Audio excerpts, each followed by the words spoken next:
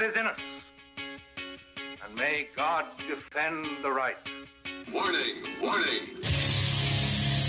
We gotta stop them! They're gonna kill us all!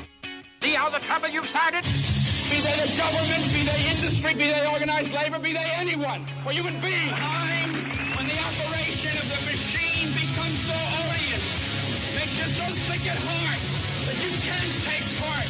You can't even passively take part.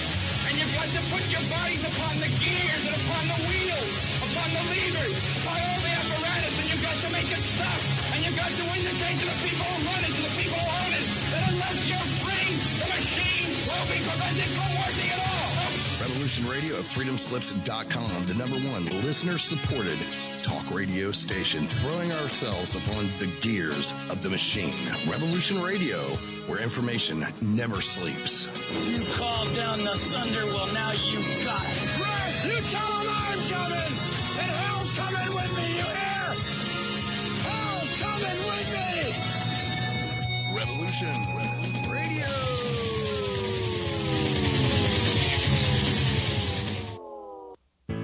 Extendivite really works. Just listen to what some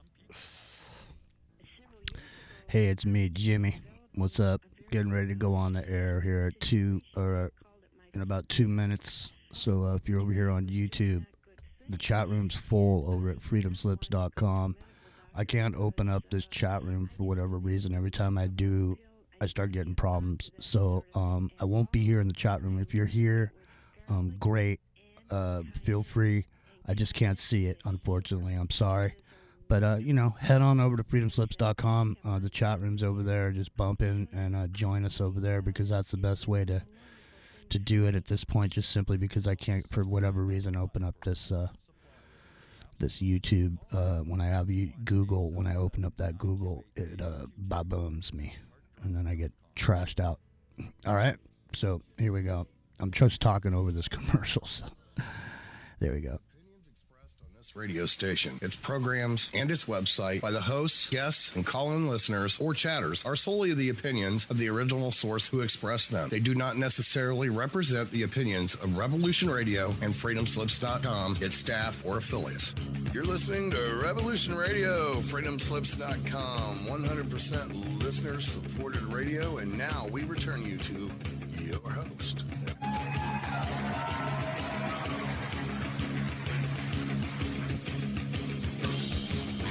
Say, yeah, baby, I want to be bad. He says to me, you got style, baby. But if you're going to be a real villain, you got to get a gimmick. And so I says, yeah, baby, a gimmick, that's it. High explosives. I go, yeah, baby, because I'm the evil midnight bomber. What bombs at midnight? Ah! Yeah? Keep playing with fire, superfans. You don't know how much fire you're playing with. Ah!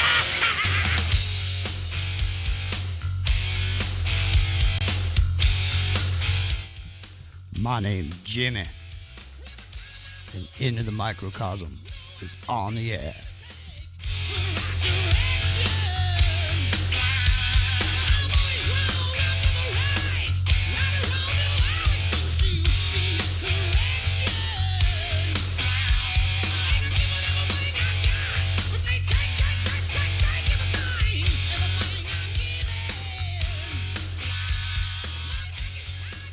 It's Monday. That's right. Haven't been on the air for 3 minutes. I'm already in trouble. But that's the way it goes around here. My name's Jimmy. I'm sitting here with my buddy, my good friend, my pal, John Brisson. How you doing tonight, Johnny? Doing well, Jimmy. How you doing? Fantastic, man. I'm so glad to have you here. It's a Monday. It's a fun day, Monday.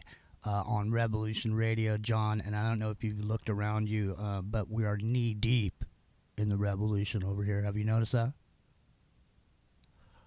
Yeah, yes, that is true, and it seems more and more things are moving. There's now fires broken out there in California, and interesting enough, the power's still out, ain't it, Jimmy? I mean, in California, it's just a dry run for the world order, is it not? I think it is, and here's the thing. I'm coming straight out of CalifoniaSTAN right now on this broadcast today, and today is the first day that I've actually had power because of my power's been out for 3 days. So it's been a ride, let's say, recently with this whole thing. It's like I'm living in a third world country, man. Matter of fact, here.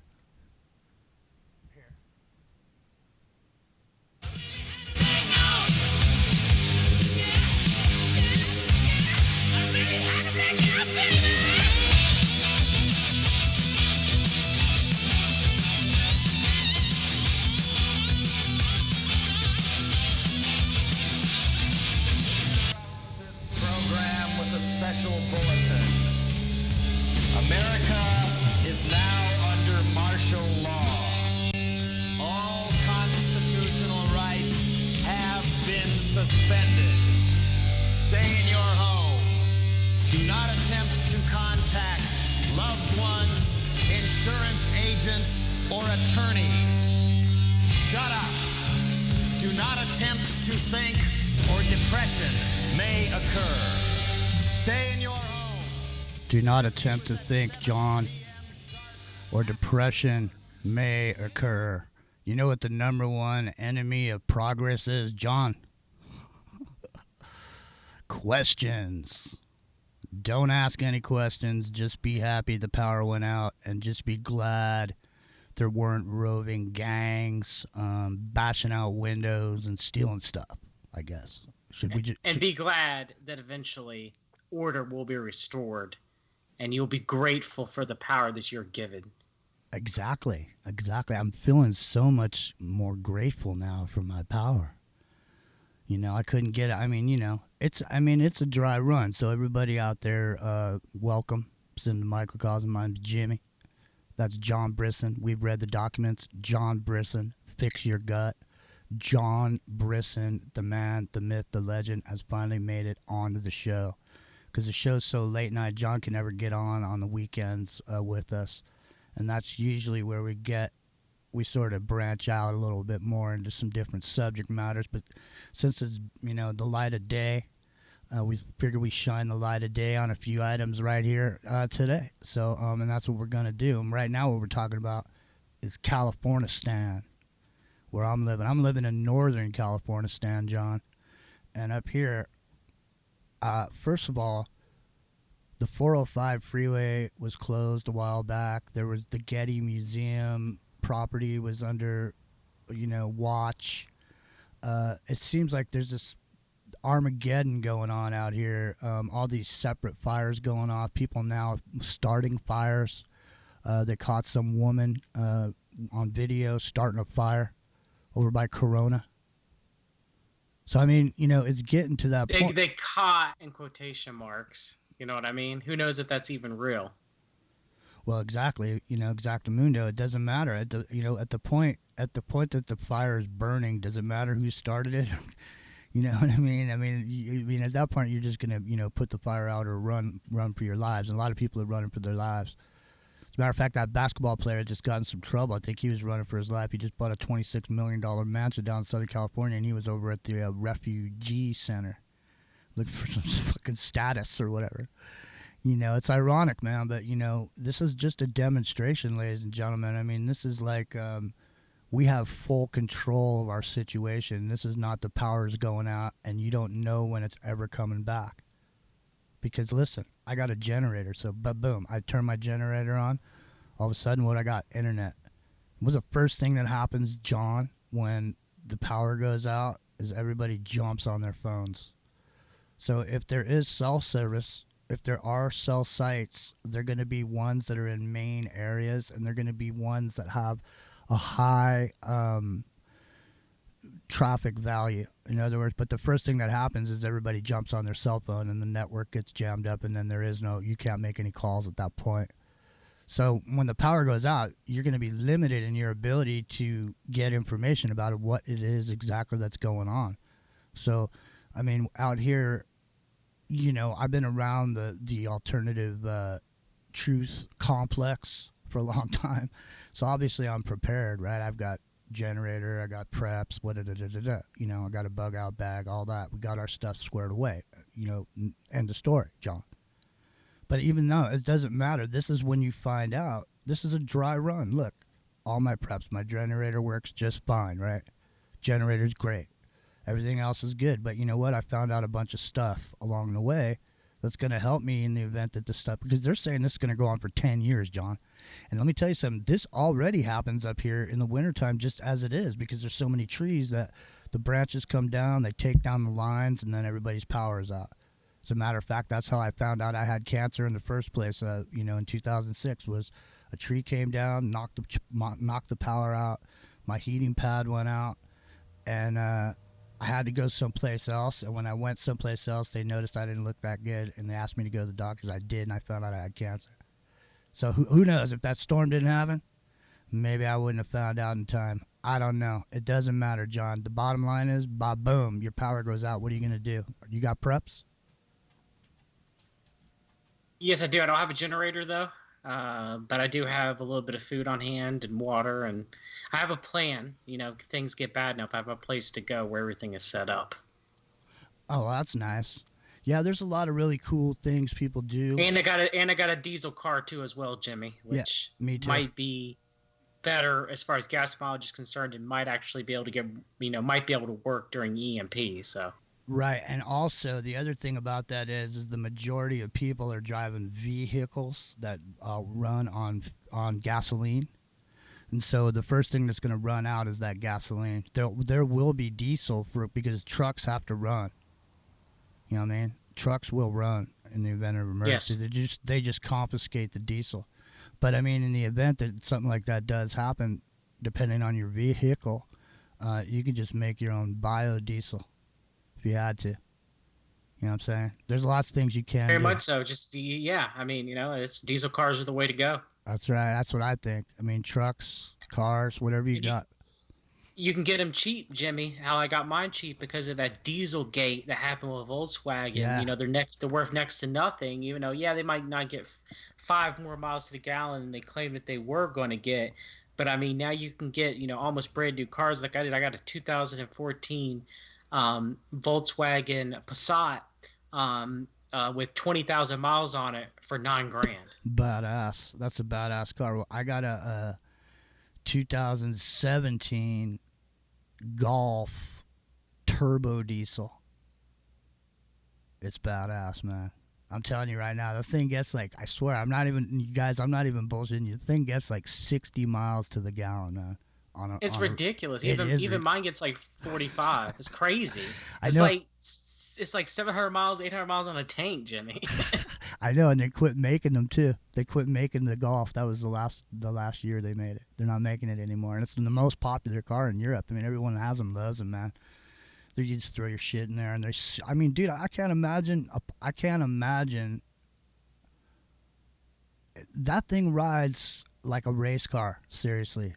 And with the acceleration, it's ridiculous. Same with my Passat. That's what I mean. I can't imagine a Porsche being that much better for that much more money. You know what I'm saying? How much better? I mean, believe me, I know the difference. I'm not saying there's not a difference, but I'm saying the difference between that and $40,000. I think I might sacrifice a little of that performance on the Cayenne or whatever, the Porsche Cayenne. You know what I mean? Yeah. I mean, it's crazy. I've driven gasoline all my life, but when I drove that diesel, I was like, wow, the acceleration on this thing is ridiculous. I know, man. It's crazy. We got sold a bill of goods, man, like we always do. It's not a question. So, yeah, so when the power goes out, John, generator power is something that everybody seems to have. Everybody seems to want. You can buy generators all over the place. You get them on Craigslist, a couple $100. If your generator doesn't start, though, what will you do? Do you know how to fix a generator that doesn't start? I mean, do people, for the most part? People don't, really. They just buy the shit, and then one day when something happens, that's when they find out that they didn't know something. You know what I mean? That's what happens, when you do a dry run on something, you find out, well, I didn't know I needed this, specific thing. John, so back in the day, lots of young men, part of going to high school was auto shop, so people knew the basics. But the engines are changed, and auto shop doesn't exist in high schools anymore. and people don't even know what's going on. Their car doesn't start. They can't figure out it's just the battery that's dead. I mean, it's gotten beyond, control. But so how are people going to survive? They start these generators up. Now the generator's running. Well, what's that doing? Well, it's letting everybody in the whole world know that you got a generator, doesn't it? Yes, very much so. Hey, that's what my friend tells me all the time. He's like, "Yeah, everybody knows. You got a generator now. Now you got to protect yourself because you got the power." Right. They know you got the power. They know you got a generator. So if you're a type of brother that's got a generator, I guess you probably got some preps over there too, don't you? Yeah, you do. So then all of a sudden you got to fortify your position and all this. It's heavy, man. It starts to get super heavy. It really does when you start to think about it all, because you have all these dudes running around. They got these little handguns or whatever they bought, and they got 22s, rifles, stuff like that. So shit hits the fan.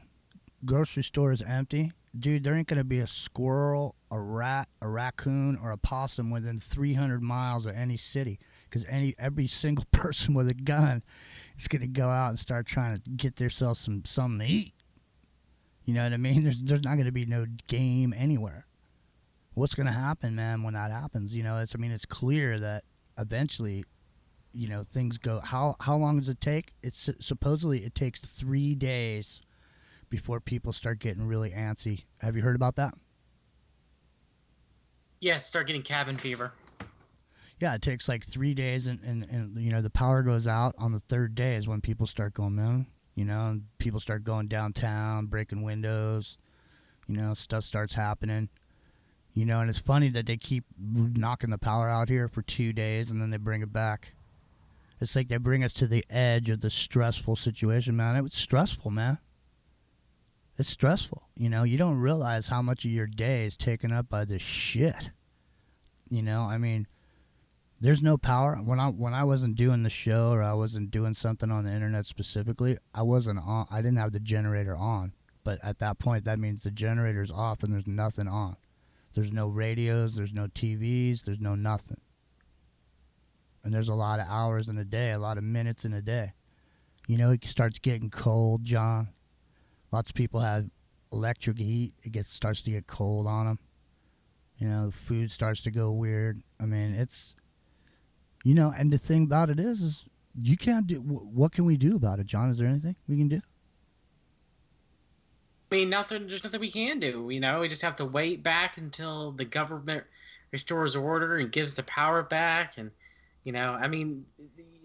let's say even majority of us. Let's say that you have a generator, you have the means to defend yourself. Like, how long can you realistically last while the breakdown of civilization and society is going on? You know what I mean, Jimmy? Like, how long? Well, I think how long you last is inversely proportional to how close you're living to some cities. That is true. That is true, right? The more you're in the country, the more you might have a chance to live. Because if you're living in New York City, which is unnatural with how many people are living in there packed like rats, then you're done, son. You're not even going to make it out. I know. You know what, dude? And you know what? Here's the thing. There's certain choke points in these cities, too. Like there's... Yeah, where they were built. Well, tunnels and bridges, right? So the minute you're behind the tunnel and the bridge, and then all of a sudden, let's say all the cars are on the bridge and they can't move anymore. And all the cars are inside the tunnels and they crashed. And, who knows what's in there? You got to get out of that city. How are you going to get out? You got to bows out, man. That means you got to, remember that? Did you see that movie made from the book Stephen King's The Stand? Yes, I did. Yeah. Captain Trips. Exactly. Captain Trips, man. That's, really, that is the terror, right? Power goes out. You don't know what's going on, man. If you don't have a radio, dude, if you don't have one of those, if you don't have like a radio with even batteries, a crank radio, whatever you got, it doesn't matter. If you don't have an AM radio, AM FM radio, you're in deep shit, man.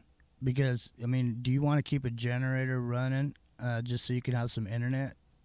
You know what I mean? You're gonna let everybody know you got a generator just so you can get some information. It's best to have something stuck away there, like a little radio style. Even it doesn't matter. It could just be AM FM with batteries in it. Who cares? It doesn't matter. You got to have something, though, John. Yeah, you do to survive, but most people don't even have that. They don't even have $1,000 in their savings account. Yeah, that's the thing. I mean, the bottom line is, ladies and gentlemen, is you don't have to buy like these super expensive, programs. You can buy your own stuff down at the grocery store and not spend that much money. Stuff that you can keep, rice, beans, stuff like that. Kidney beans, dried, stuff like that. You can have stuff. You just got to get your protein, right, John? I mean, you're an expert in nutrition. Yes. So what can people do for them? What when people are going down to the store, John, with a limited budget, what kind of stuff should they be looking for that they need to have specifically for being under a stressful situation? What would you think that would be a good, just a little something to get? Stuff that would be able to survive the longest? Yeah, just stuff that, I would say that since you know so much about nutrition, if you were going to put 5 things away that were dried, what would they be? Like that you could just buy down at the grocery store, like kidney beans or whatever, rice. You definitely want some beans. You definitely want some beans for the protein, like you'd mentioned earlier. Beans also contain all the essential amino acids necessary for living. Rice is just going to give you a carbohydrate source. It will store. I'd recommend probably getting some honey, because honey is pretty much, as long as you keep it sealed in a jar, it's good forever. And honey's got antimicrobial properties. It's a good source of carbohydrates. So I'd make sure you have some honey. I have some rice in some bags, some beans in some bags. Problem with meat, as much as I do love meat, you probably have to get some dehydrated bacon or something like that. What about some like beef jerky? Yeah, it's only going to last for a year or two, though. But yeah, it's expensive too, is it not? So if you're trying to do cheap, rice, beans. I prefer black beans with no additives. Well, let me ask you this question. This is a layman question because I'm not a nutritionist now. But here's the thing: if I was in an emergency situation, I'm looking for the best possible nutrition I can get, right? Yes. But in an emergency situation, I'm not really going to be caring too much about GMOs or all this, right? So no, you're doing whatever you necessarily can do to survive. Right, and so at the point that you got that kind of a mindset, you could maybe just get yourself. I know they suck, man, but you could get yourself some of them top ramens. You know what I'm saying, because you could buy those cheap, and then if you put away some dried shit like what you're talking about, and then rehydrate that stuff in there with that same top ramen stuff, you can get a whole meal out of that for a day, right? If you're really trying to survive, for me, I don't eat a bunch when I'm working, man. When I work, I don't eat because I get tired, man. I feel like it's a big lump in my stomach. You know what I mean, John? Yes. And so when you're busting around and shit, power's out, you got to get water. Your toilet doesn't flush. All this stuff, man, that people just don't think about. And, we got a chance to do a dry run out here, and it's not going to over. They're coming back tomorrow for 2 more days. They say power's going out. So there's nothing we can do. So, I would probably get some chlorella as a complete protein. I'd probably have some beans, which even though they're incomplete protein, they're still a good source of protein, and they're very cheap. Yeah. And substitute both of those in. Because you do need all the essential amino acids that your body cannot make. There you go. And it's very easy to get that in meat and eggs, for example. But people who are vegans, they have to rely on different sources. I'm pretty sure you've heard of spirulina, chlorella. You would have to. Soybeans are, but again, I don't know if you necessarily want to eat them. Well, buckwheat is, complete protein, but again, storing it and it's not cheap. So I guess I would probably get some chlorella or some spirulina. beans, some rice. Rice are good quick carbohydrates. Some honey, and maybe if you could afford some sort of protein powder, those last for a very long period of time, and they would be complete. Yeah, I know some people buy those Ensure things for older folks. They have these, bunch of different stuff in there. That's you can vitamins and minerals. Yeah, you can get that stuff, wherever, giant stores. You can see it cheap here and there. May Street in the chat was saying no beans, no rice, because they got to be soaked and cooked. She said get canned baked beans, some with shredded meat, eat out of the canned fruit and syrup, drink the syrup. Yeah, that's actually a good idea. Yeah. I'm actually trying to think of healthy, but you're right. In emergency situations, you can't do that.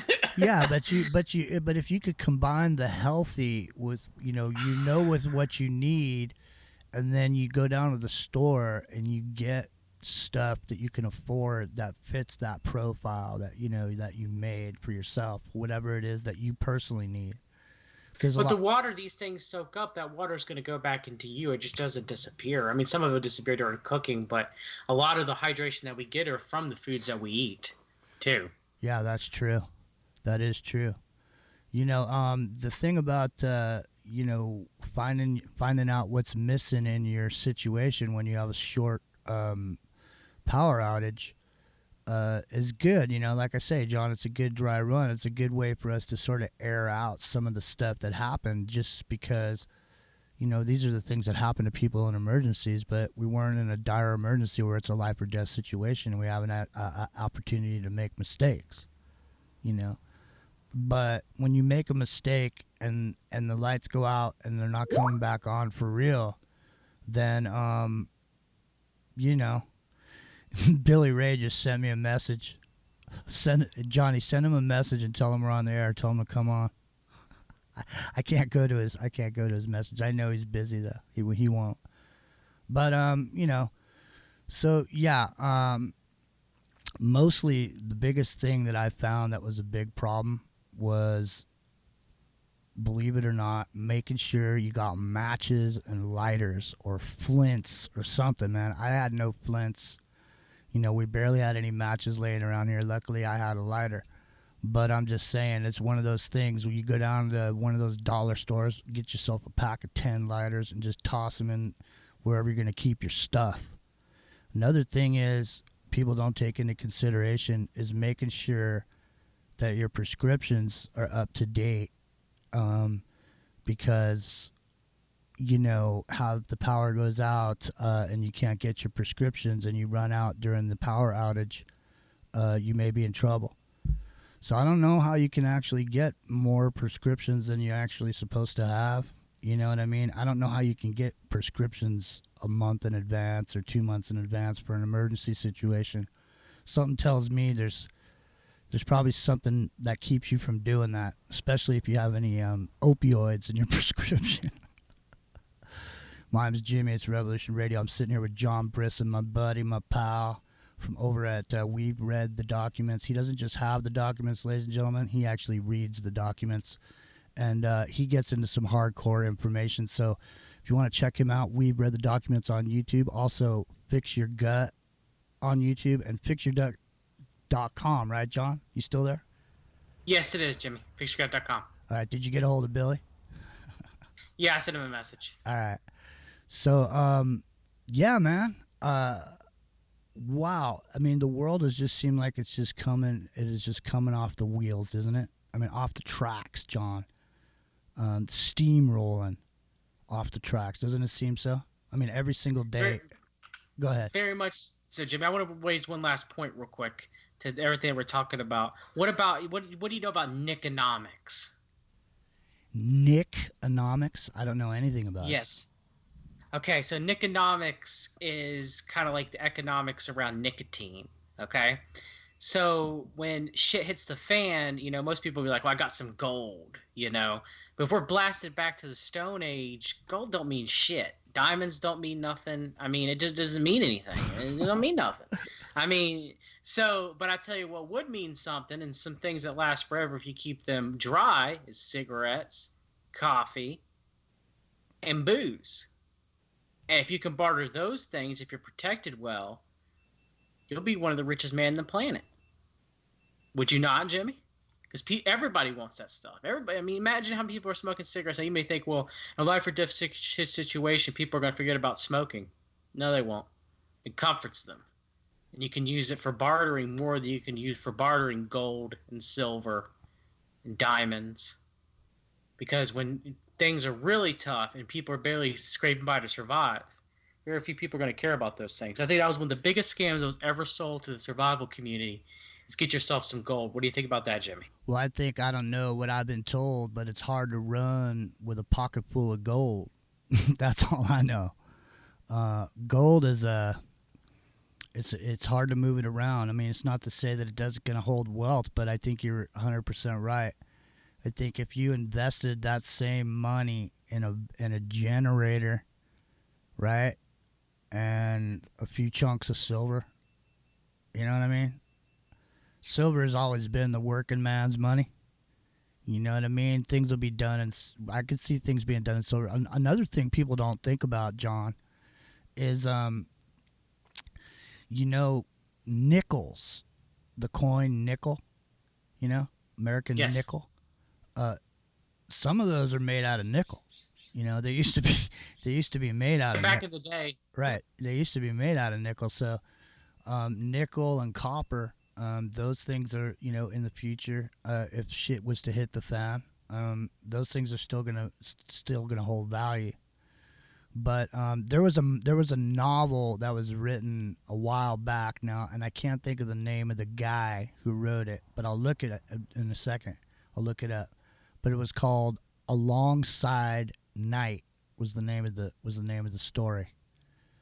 And in the story, the dude, everybody paid for everything with gold, but when you went and got breakfast, it only cost 12 cents. I mean, you go get a full-on breakfast that we're paying, $20 for now, and it only costs 12 cents. So, there's always been some form of money, but whether it'll be worth what people think it's going to be worth, I don't know. Because in order for it to go up in that type of value, there would have to be an economic system left to transact in, right, John? So at the point that the shit does hit the fan, it is like a total black market. It's like, I got booze, you got bullets, he's got a cow, like that. It's straight up a barter type situation at that point.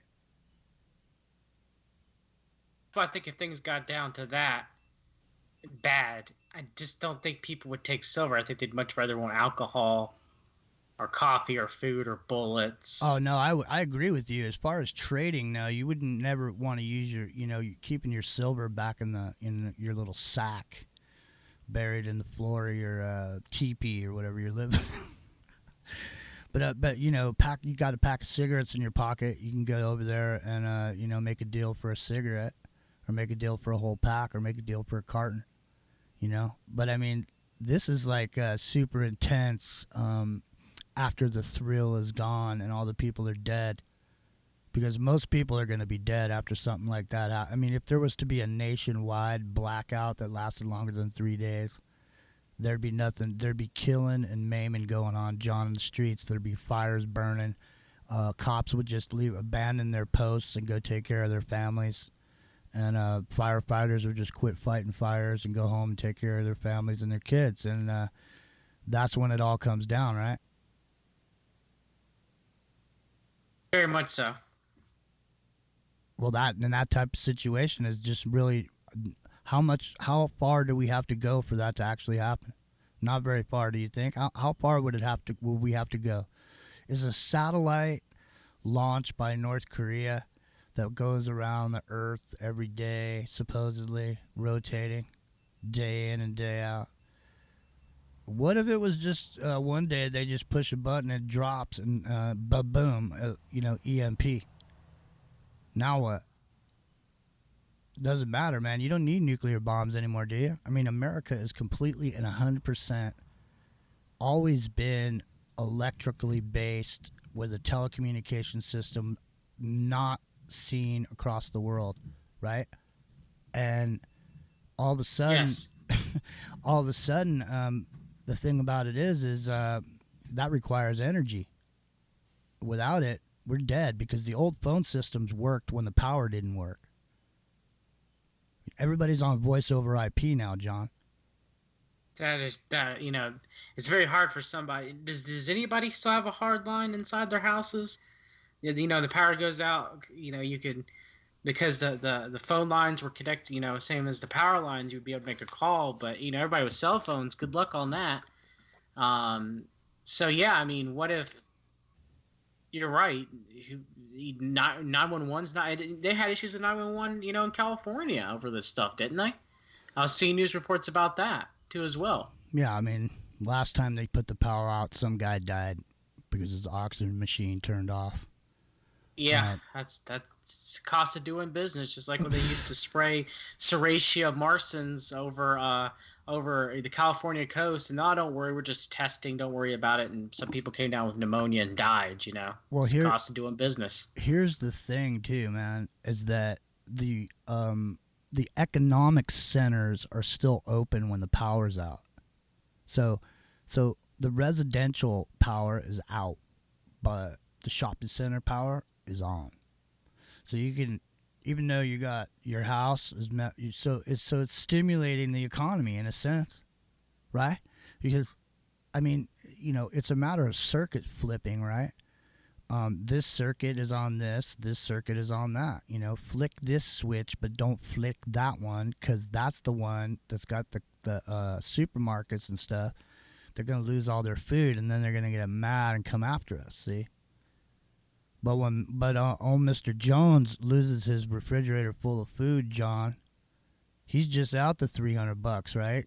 He just goes back down to the store and buys the $300 worth of food, because he's not going to be able to get it back from PG&E, is he? No, you're right. No. What about people who lost days of work? Are they going to be able to get it back from PG&E, or what do they do? File unemployment for those days? Yeah, so it's just all this is a dry run just for those FEMA camps. Sadly enough, I'd actually say this is probably more of a dry run than we've ever had, except for maybe Katrina. Compared to, remember when they used to have Jade Helm exercises down there in Texas, and everybody's like, oh my God, UN and stuff. This is way more of a dry run of anything that we've seen in the past, since I'd probably say since Katrina, right, Jimmy? Right. And can you imagine the information that's being input throughout all of these things, like what houses its power's out, what house popped online on which IP address popped online after the power went out. So you got, as soon as you turned on your generator, you were tagged as a generator owner.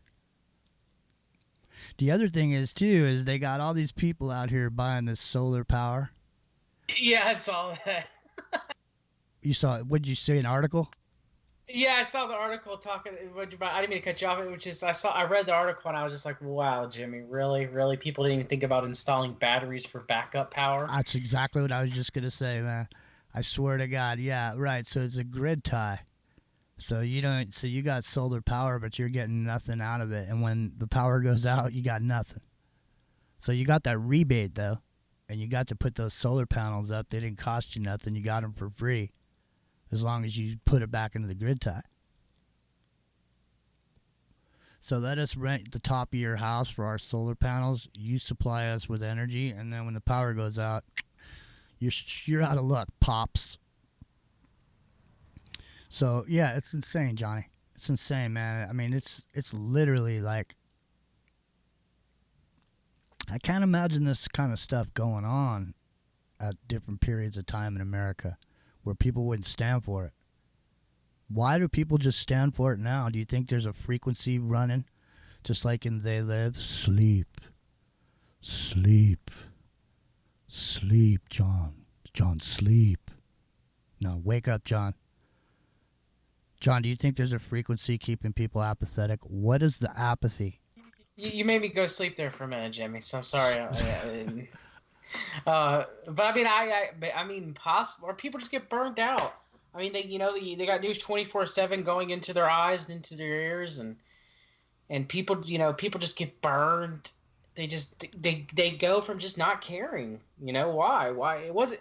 Remember when you didn't have news 24/7? I've had access to news 24/7 ever since I was born in 1985. I mean, I remember my grandpa used to watch headline news. So. But you remember a time where you have to wait to get your news by the newspaper every morning, right? Or Yeah. eventually into the 6 o'clock news. Now, it's not even, you don't even have to turn to a TV to do it. You can just look on your phone by your bed. Go check Drudge report. Exactly. Well, yeah, it used to be the news came on at night, and then it came on at 11 o'clock, and then people watched Johnny Carson, fell asleep with the TV on, and ba-boom. The blue lights of Johnny Carson were, illuminating the United States of America every single night. And big authoritative voices sat there and told us what we needed to know to educate us as a nation so we could be informed voters so that our democratic republic would work, right? Like Plato's cave. You know what I'm saying, John? Don't you think that the public has to be educated enough to know what they're voting for or against, or who they're voting for? Yes, that's if elections are real, Jimmy. If we're going to go, on a national level. But yes, continue. Well, I mean, okay, so if elections are real, let's just say elections are real, and they're electronic, so there's no more electricity. So now what? We go back to paper ballots. We don't have paper ballots anymore because they've done outlawed them in certain places, or they don't even have them on stock to use. Hey, well, maybe we can go all stick our fingers in the blue ink when we go down and vote, like they did in Iraq, the first election they had after they were freed from the bondage of Saddam Hussein's maniacal ruling of Iraq with a steel fist of terror. John. The blue ink of freedom? The blue America? Yeah, we can slow clap like they did after the Boston bombing, and they went after those two guys that were the suspects, and they locked everybody in their house, and these fools running around, these guys with big guts hanging out underneath their bulletproof vests, bashing people's doors down, kicking their doors in, looking for people. Had people locked down. You're on lockdown, John. You better get back in your little cell there, boy. Your $2,500 a month cell. You better hop your ass back in there, boy, before you get a smackdown. Because we got 25 people sitting outside your house, a SWAT team. Got shotguns, John. We're looking for some people. You better not be the people, John. You better just sit back in your little house. And then when we all walk by, when we're all finished, and the suspect's dead, because we don't need no courts, John. We can just shoot it up, run them over, shoot them in the head, and then do a slow walk down the middle of the street, John. Everybody in Boston just came out of their house and started doing a slow clap, John. We should do it. Patting themselves on the back just like they're patting themselves on the back when Abu al-Baghdadi, this ISIS leader, was killed for the second or third time. I mean, how many times is this guy a zombie at this point? I mean, he managed to run down a dark tunnel and grab his children or some kids and detonate a explosive device, and now he's been buried at sea just like good old Osama bin Laden. Is that what we're supposed to believe, Jimmy? I think so, John. I mean, just it's so far beyond anything that anybody. And don't say that you can't make this stuff up, John, because you know what? You can make this stuff up. They make it up every single day. Okay? Look out your window, John. What do you see? Nothing, right? Crickets. Right? Yes. So seems peaceful here. I bet you most of the people listening to this radio show right now, if you look out your window, it's crickets, man. And when the power goes out, none of this input from the internet comes into you. Just like we were talking about last week on the show, John. I said, man, if the power goes out and it doesn't work, you don't need it. You know what I mean? If you know how to do your thing, like for example, I happen to have some books. So yesterday when the power went out and there was nothing going on, I had a chance to read some of my books, catch up on some of my stuff, And it's always nice to read a book, isn't it, John? I mean, people don't even read books anymore. I mean, most people have everything on their pad or their iPad or their tablet. Eventually batteries run out, don't they, John? Eventually, yes, they do. No audiobooks, maybe, back in the day when they were rubbing two sticks together to get a fire going. They didn't have audiobooks back then, did they? No. Of course, you and I have talked about it many times before.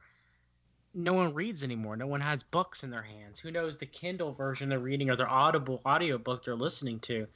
Who knows how much that's been modified? You know what I mean, Jimmy? I do know what you mean, and the thing about it is like we've been lulled into this false sense of security with these devices because I'm from a generation where we used to have to remember people's phone numbers, and we used to have like 20, 30 numbers in your head. You call people, you remember their number.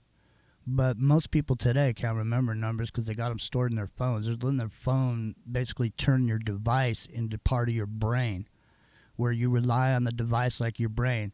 So like you don't have to really learn anything when all you got to really do when someone's talking about it is type something into Google, right? And then you'll be able to be an expert within 30 seconds. But when that phone turns off, man, and you're living out in the woods or you got to figure out how you're going to survive, and you can't look it up on Google, what are people going to do then, John? They're going to be in some serious trouble, don't they? Aren't they? Very much so, Jimmy. So having books around is a really good idea. So one of the things that's a really good idea is to get yourself one of these road atlases from a truck stop. You can buy them. They're about, I think they're like 16 inches wide, John. And they're big giant books, and they have every single road, secondary road, every road in the United States is on there. And if you have one of those in your car and the GPS is out, you're going to be golden, man, because you're going to be able to take routes that no one is even going to know exist because they don't have maps. They got GPS. And their car just ran out of gas in the middle of the Utah desert badlands, and they're going to be toast in about 2 days, John.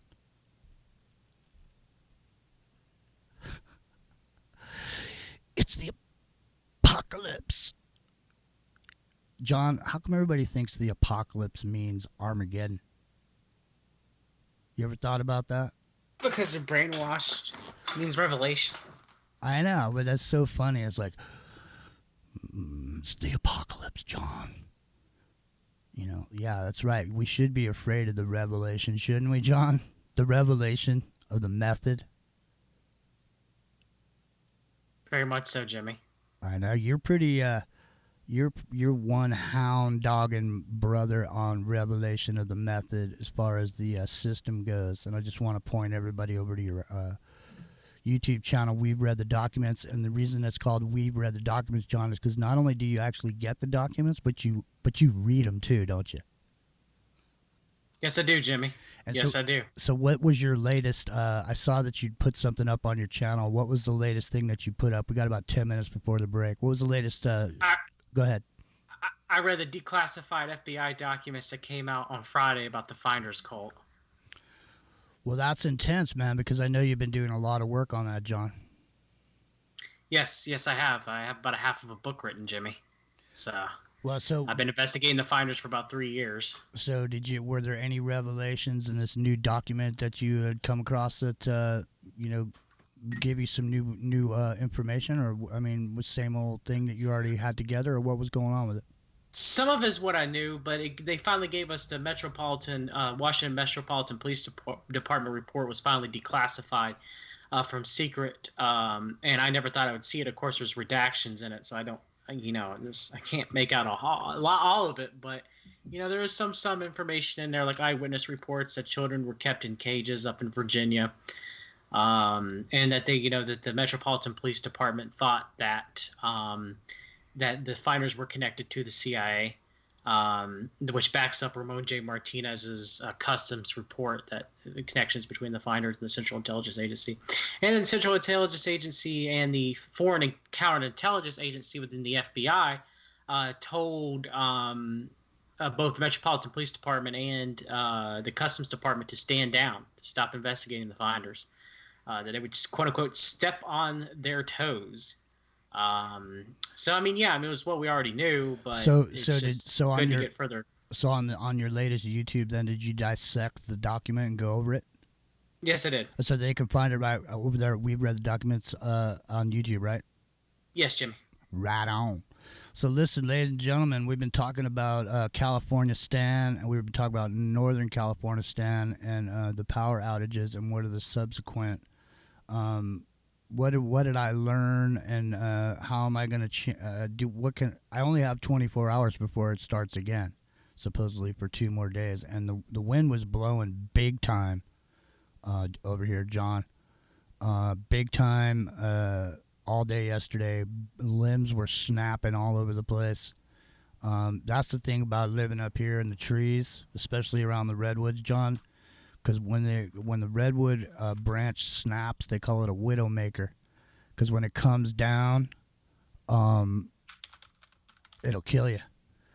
I'm getting a bunch of messages in Skype over here, and I have no idea what they're saying, so I need to go over and see. Hang on. Okay. Revolution Radio is down, from what I'm hearing. Revolution Radio is down, ladies and gentlemen. But don't fear, John, because we're on YouTube, into the MicroCosm channel. So I'm not sure what's up, but we'll just keep on going, Johnny. And this thing with what's his nuts? You got that article together from CNN? Yes, I did. Yes, I did, Jimmy. Do you want to discuss good old David D. Rothschild, the son of the infamous Evelyn D. Rothschild? Let's do. So it's 51 minutes now. So the break would normally happen at 56 to 57. So at that point, let's take a 5-minute break at the top of the hour, John. Go get a drink or whatever, and then we'll come back, and I'll stop the YouTube, and I'll start it again when we come back. So, Revolution Radio chat saying they're here with you. They can hear us. Okay, cool, man. We weren't sure what happened. We just kept going, and we didn't say anything. You guys didn't miss anything, but we are going to get into this article. What's the title of the article, John? I don't have it up here on the screen, but it's something to do with David D. Rothschild has Spaceship Earth found its navigator. Spaceship Earth has found its navigator. Oh, hoo. That's right. Oh boy. That's right. Well, listen, we can't let that go by. And then also on the other side, we're going to get into the new god of the 21st century and beyond, John. We're going to get into the algorithms, the rhythms that seem to pump and pulse the lifeblood of every single individual, right? They have a phone in one hand, John, and a pad in the other hand, and they have a Bluetooth earphone in both holes. It's just like Tommy, right? Put in your earplugs, put on your eye shades. You know where to put the cork, John. Right? Yeah. Tommy, can you hear me? That movie's dark is what we know about the Who and Pete Townsend. And it's dark. That movie is dark. That movie is dark. We're gonna get into that too.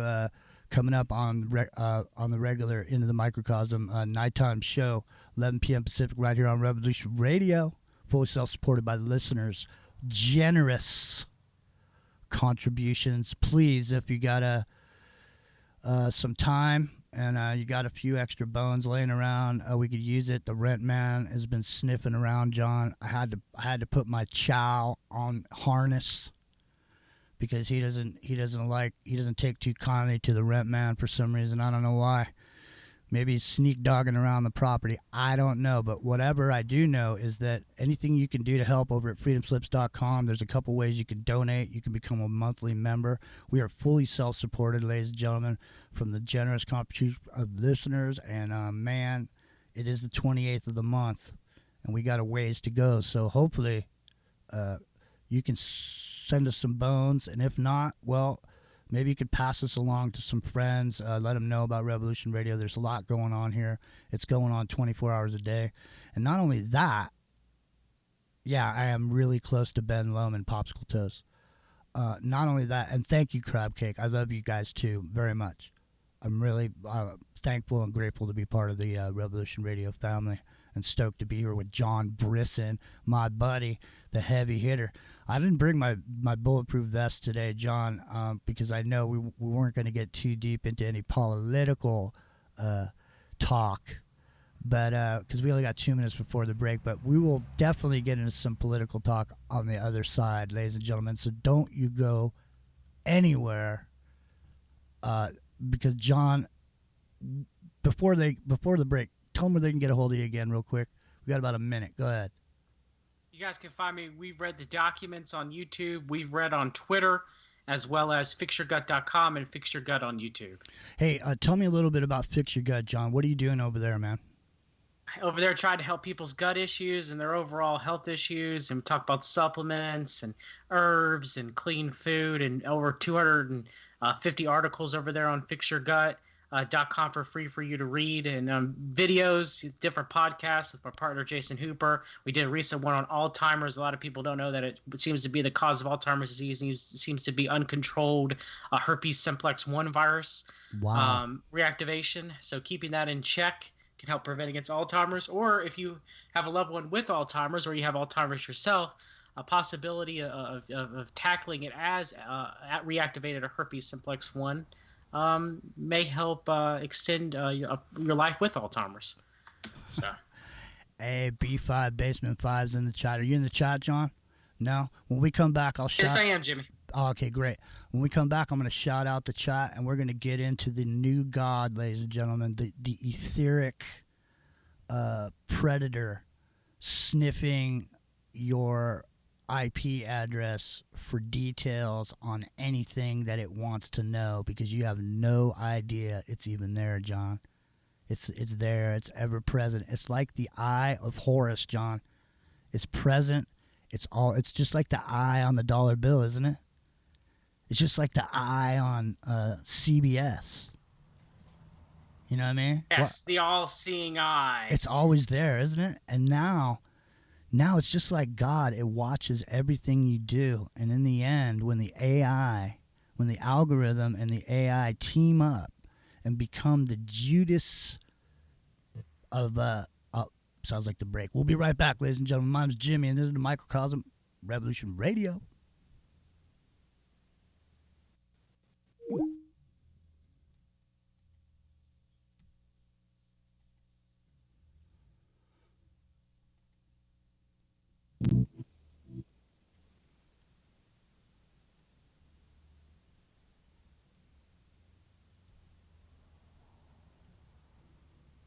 All right, Johnny, we're still on YouTube, but I just hung up on the station.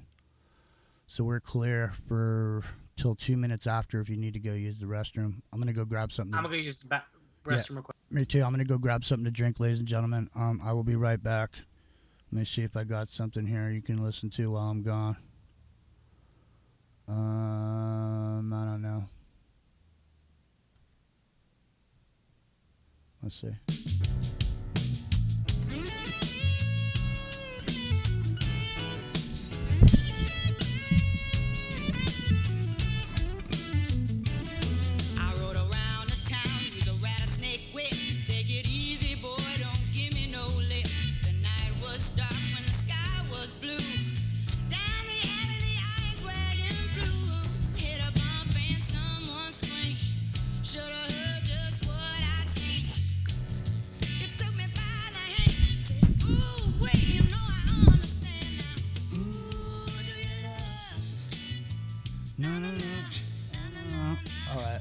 Check.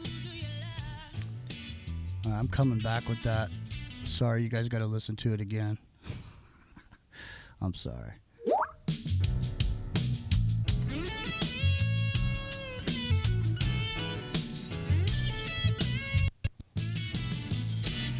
Okay, I'm going back.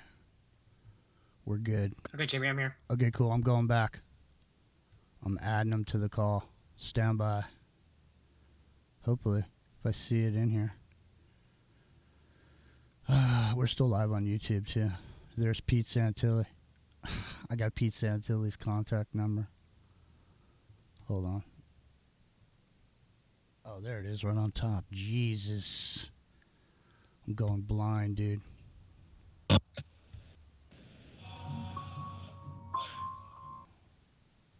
Revolution Radio every time on your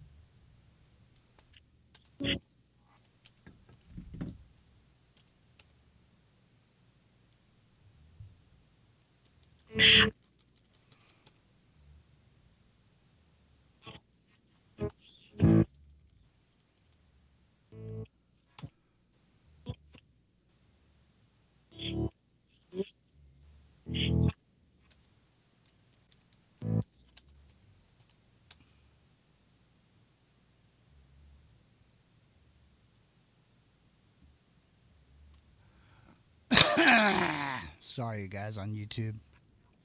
Sorry about that. It's disgusting, I know. I couldn't reach over, though, and mute it.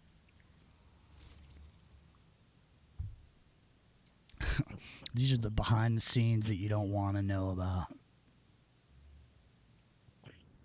You don't hear me right now, do you, John?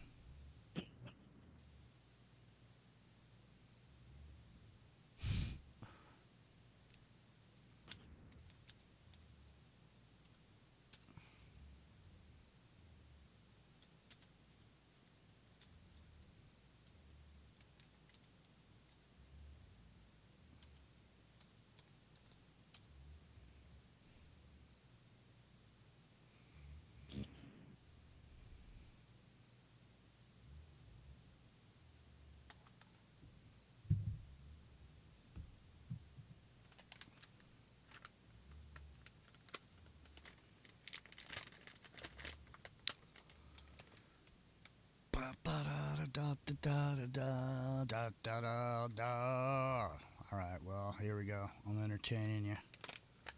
I got no rhythms. I got no rhyme. No rhythm and rhymes right now. I'm in talk mode. Oh no. All right, well, I think we're getting close. So I'm going to shoot the moon. Here we go. I'm shooting the moon, ladies and gentlemen, right here on Revolution Radio.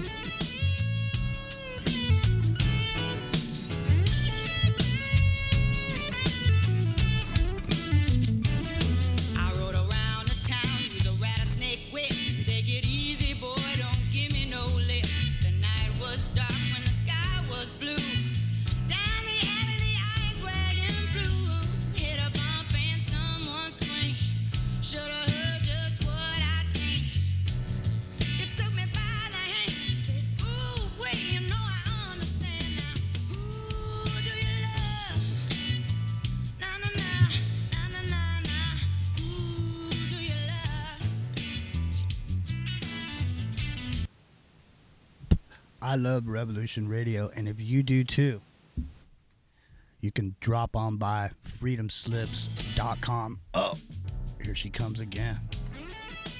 It's almost hard to turn that off.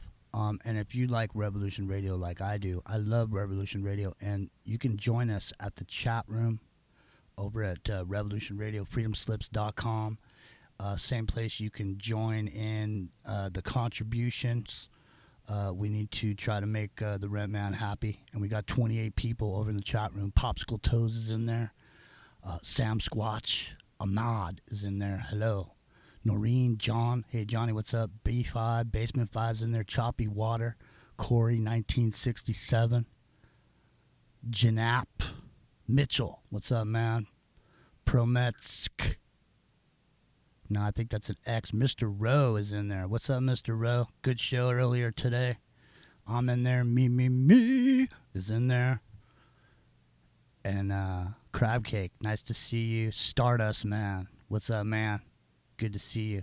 So, Johnny, what do you got to say about this green revolution that's going on? CNN seems to think that, hey, Dirt, what's going on? I didn't see you in there. What is going on with this this savior? And SJ is in there also in the chat. What this savior? CNN seems to think they have found the savior. John. Last time I checked, Jesus was the savior, but still, nonetheless, it's interesting that now we have David D. Rothschild, the son of the infamous Evelyn D. Rothschild, an heir of the Rothschild fortune, is now the navigator of quote-unquote Spaceship Earth. You know, Spaceship Earth sounds a lot kind of like, you know, Battlefield Earth, kind of a little bit like Scientology, in my opinion. But yes, so I'm gonna read a little bit of this article from CNN, you know, talking about how great the Rothschild family is. Of course, you know, Rothschild family, famous banking family, have been linked to financing many wars throughout history. And some people say they're the most powerful family in the world. I think some people give them a little bit too much credit, and some people don't give them enough credit. But I will say they are a very, very powerful family within the world order. So it's very ironic that now, you know, since David D. Rothschild sailing the seas and lecturing us about how dirty of a people we are, how dirty humans are to the planet, you know, how it boggles my mind, the arrogancy. Okay, so in an era where there's nowhere left on Earth to plant a flag, exploration is changing. Hey, hang on. I don't know what happened there. That just started playing by itself. Hold on, Johnny. Hang on. Sorry about that. That's okay. Let me go back. Sorry about that, ladies and gentlemen. She's hot, man. She is a good performer. And all right, hang on a second. All right. Go ahead, John. In an era where there's nowhere left on Earth to plant a flag, exploration is changing. A new generation of modern explorers, less concerned with feats of athleticism than they are with saving what remains of nature, has the floor. Among them is David D. Rothschild. Oh. It's not man versus nature, he says. It's man with nature. Well, I mean, on the face of it, that doesn't sound too bad, John. I mean, no. I mean, we're supposed to be stewards of the earth, are we not, Jimmy? Well, I mean, it sounds great, right? It does sound great. You tell me more. Will do. I can't wait to see what David D. Rothschild has to say. Well, I'm always on. I've always got my eye on the horizon, looking for a bright future, John. I mean, it sounds to me like maybe he's got something on tap for me. Let me know about it, man. The Rothschilds will know about that. I will. A man of many maxims, D. Rothschild, a descendant of the English banking dynasty. Okay, that's what he is. You know. Okay, sure. It's like saying, you know, Epstein was a famous billionaire, or Jimmy Savile was beloved by children. Fine. Okay. Descendant of an English banking dynasty. We'll go with that. Has dedicated his life to journeying from one wilderness to another as an all-action canary in nature's coal mine. And the explorer's chirp has grown into quite the clarion call. Hold on. Did you just say an action canary in nature's coal mine? Yes, an all-action canary. Oh, my God. That is too much. Please continue. I will. D. Rothschild, 41, ticked off both North and South poles in his 20s, traversing Antarctica and crossing the Arctic from Russia to Canada. Remember, he's one of the only people There have been a couple people, but I mean, he's one of the few, should I say, that has ever transversed Antarctica. And you can't fly over Antarctica. You have to get on a special list to go down to Antarctica. And Rothschild, he just had those availabilities to do that, Jimmy. Well, I think Rothschilds is probably the ones that make the list. Yeah. Or at least, I mean, I'm pretty sure they are. He's on that list. They're on the court of whether or not you get to go down to Antarctica or not, I guess. So, okay. This article, I swear. In 2010, he was part of the first crew to cross the Pacific Ocean on a catamaran made from plastic. 12,500 reclaimed bottles, to be precise. That's pretty cool, man. That's cool. Yeah, sure, if he did it. There have been many interrogative expeditions, too, traveling to Ecuador to explore the impact of the oil industry was having on the rainforest, and to the Brazilian Amazon on a fact-finding mission related to the Belmonte Dam project. I wonder if, interesting enough, they misspelled dam and spelled it as the expletive dam. Fine, whatever. Sounds like he's on a fact-finding mission for the Economic Hitman Squad. Now, Jimmy, now. No. That's not what CNN is telling us. They're telling us that he is the commander of Spaceship Earth, and he's just trying to save us from ourselves. That's true. We do need to be saved from ourselves because we are a bunch of mindless monkeys swinging from the rafters over here in the civilization that's been so neatly provided to us by the Rothschilds. I mean, we should be grateful and just be, go over there and sit down and shut up, right, John? Why don't we just do that? Of course. Because he sounds like he's starting to catch my eye now, because now he's got me with the bottles, the catamaran and the bottles now. So I'm on board, man. What's he got on tap for us, John? Does he got a plan? Well, I'm getting to that. Okay, Calculates have been poured in from National Geographic, the UN Environmental Program, and the World Economic Forum. Now, there's a picture on his Twitter, Jimmy, with him sitting like in a UN room. It actually might have been one of the UN rooms, when they have the names of what country you're from. And his name says nature. And he's pointing out to the audience saying, you are the reason why nature has been destroyed. He sounds like he's coming right on the back of what's her nuts, Greta. Oh yeah, he tweeted out Greta. Did he? Yes, he did. Let's Her see. Nature Now video. He loves him some Greta. Well, there you go. We got Greta. We got the Rothschilds. They're prepared to really help us step cleanly into the future. John, what's he got on top for us, bro? Let me know. All right. But that's all in the past. And if D. Rothschild insists on anything, it's being in the present, Jimmy. CNN followed the Briton to Sumba, Indonesia, where he was engaged in manta ray tagging study, and onto the Great Barrier Reef, where an ambitious citizen-led initiative could open up perspectives on one of nature's grandest and most threatened treasures. Man, this dude sounds like the crocodile hunter, Mahatma Gandhi, and Admiral Byrd all rolled into one, man, like a burrito. I think he might be the savior, John. Now, Jimmy. Now, some people think the God Emperor Trump's the savior. Some people say I guess David D. Rothschild is the savior. But who am I to judge? Who am I? I'm just a silly Christian. What do I know? I don't. This guy's out there. What did Jesus do? This guy's out there saving the planet. What am I to say? Who am I to cast the first stone? All I know is Greta looks.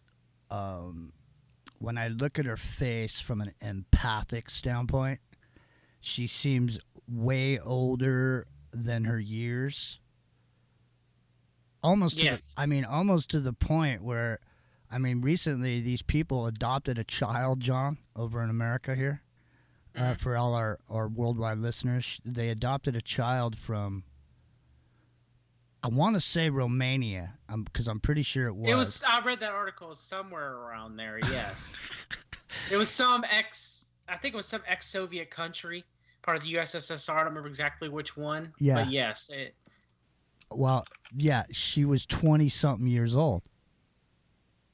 Wasn't she? Yeah, yeah. And she was threatening to kill her parents, supposedly. And she tried to kill the step parents. She just went psycho. They're like, oh, look at our little baby. Let's take care of her. Trying to do the right thing. It turns out she's 20 years old. I mean, Greta kind of has that aged look to her. Like she's been experienced, like, are you experienced? She looks like she's experienced, I think. And unfortunately, she's been used as a rag doll, and she's been beaten on by the right. She's been propagated by the left. And, eventually when they're done with her, she'll just be off to the side over there. She'll be like one of these childhood stars, that end up like, like the kids from name a show, man. There's always been one that just ends up, going off the deep end, drug abuse and all that. Because they psychologically milk these people once they find that they've struck a chord in the public eye, John. They milk their life force out of them. When they're done, they just throw away the husk, man. You know what I mean? Sad but true. Once you're done with them, just discard them. I mean, how many child actors did they do the same? Well, that's what I'm saying. And I'm agreeing with you. Yeah, and even those people, I mean, they used them, and just as the way that they were used is just as sinister. Even though it was only used for psychological training of a population, of an age segment group, or a quote-unquote generation. They program people in 10-year segments, right? It's like you go through this thing where you all come in at the same time, right? Yes. And then you all see the same lessons, and then you're all progressing year by year, and the program changes slightly or whatever, your hairstyle changes, whatever. But you're brought along. I mean, you're basically just brought along through the media, through television, through the role models, through the role modeling system, through the cartoons, John, through every single bit of anything that comes into the contact with a child when it's in its formative years is what's known as branding, isn't it, John? It's branding in the sense that they don't stick a hot iron on you. But if you grew up watching Crest commercials on TV every 3 minutes or whatever it was, you're a Crest buyer for life. In a sense, you're branded by Crest for the rest of your life to spend money on their toothpaste. So these propagations of these people like Greta, these characters, these role models, John, what do you think about it, man? You're 100% right, Jimmy. I can't even. I mean, it doesn't. A lot of it comes down to consumerism and advertising, And when the world order's done with us, just as much as they're done with Greta or anyone else, they're not going to be done with old Rothschild. They're not going to be done with him. They're not going to be done with David D. Rothschild, but they'll be done with Greta. No, but there'll be a green movement. The green movement will happen, and what's going on here in California is part of that same thing that they were doing before. Because what it's doing inadvertently, it's not like there's this thing that's happening where, people are moving out of California, man. They're moving away from California. They're moving away from this area because the rural areas are being burned out. And slowly but surely, people are being pushed into the cities, man, which is exactly what they were saying they wanted to do with Agenda 21. It's not Agenda 21 anymore. Now it's Agenda 2030. You got AOC down in Los Angeles standing in flames saying this is what global warming looks like.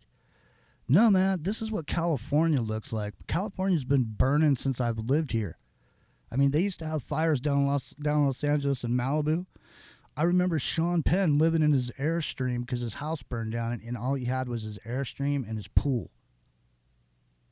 And then after the fires, what happens? There's no vegetation. Then what happens?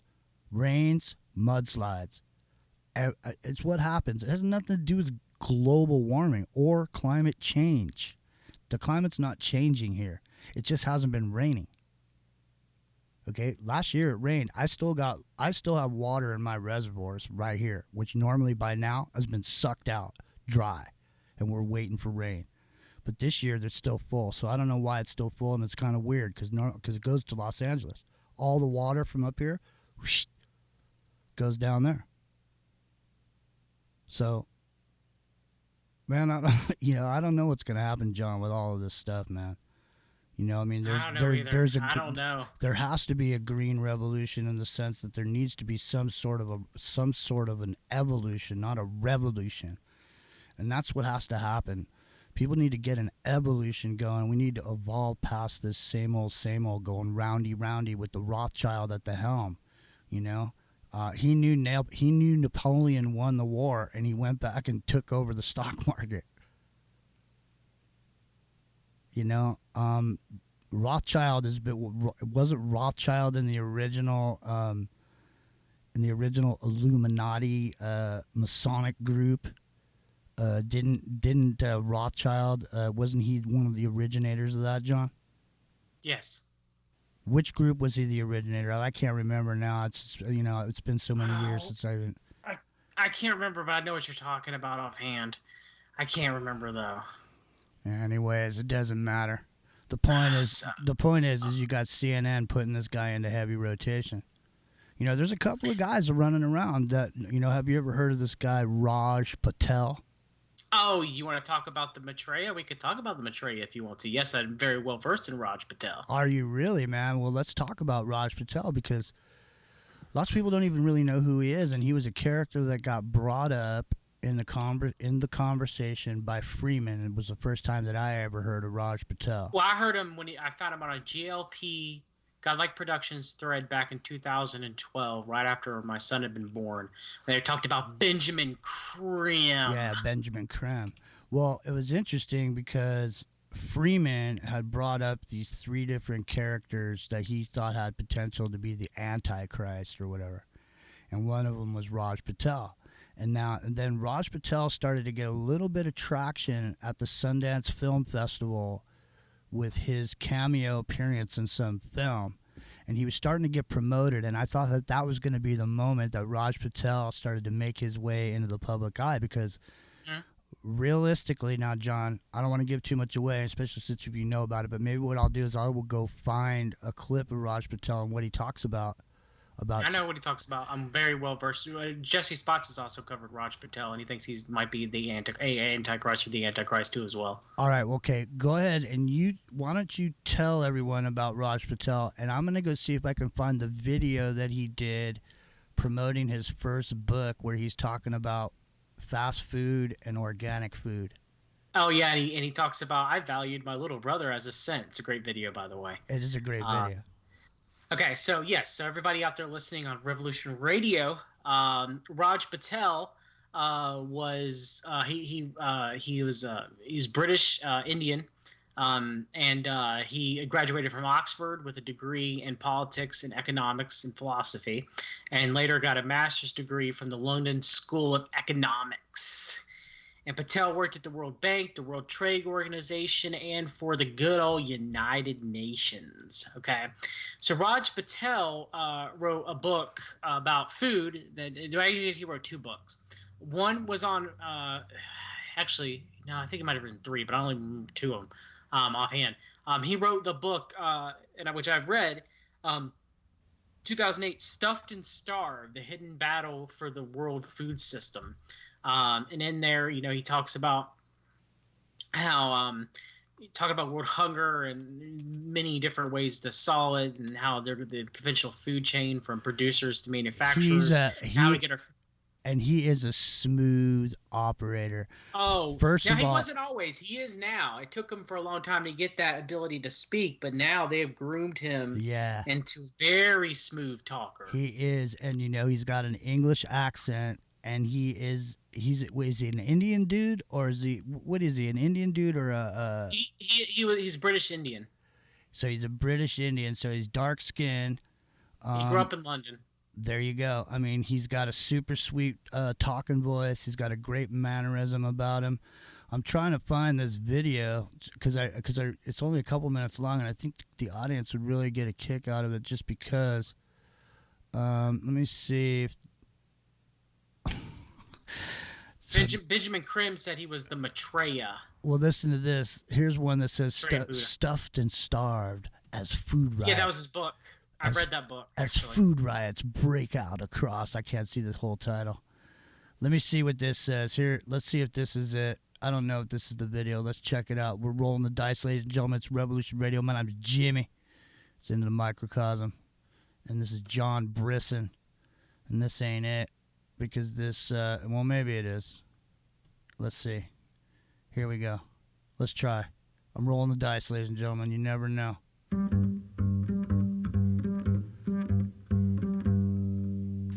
My name's Raj Patel, and I'm an activist, and I'm the author of a book called Stuffed and Starved, The Hidden Battle for the World Food System.